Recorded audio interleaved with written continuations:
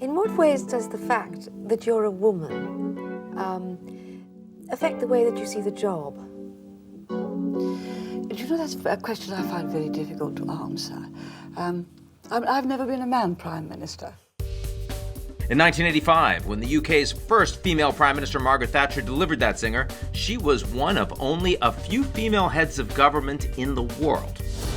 A decade later, as then First Lady Hillary Clinton landed this line in Beijing, that number was still in the single digits. If there is one message that echoes forth from this conference, let it be that human rights are women's rights and women's rights are human rights once and for all. The outlook has improved significantly in the last 25 years. Today, there are roughly 24 female heads of state.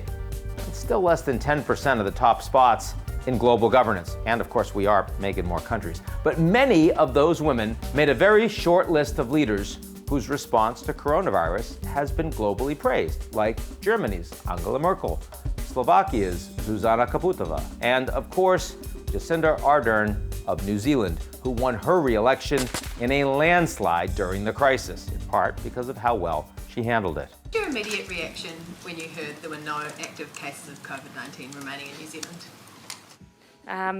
I did a little dance.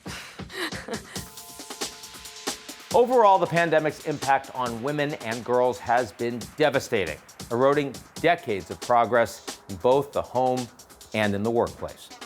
Women make up a reported 39% of the world's workforce, but they account for more than half of the jobs lost over the past year.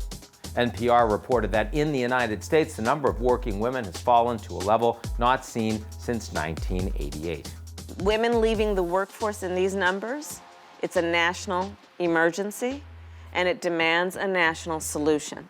The United Nations also reports sexual and domestic violence have skyrocketed globally, calling it the shadow pandemic of 2020.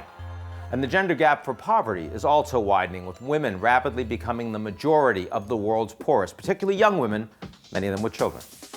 The ironic part here is that so many of the essential workers, the people who cared for the sick over the past year, are themselves women. A reported 70% of community health and social workers around the world.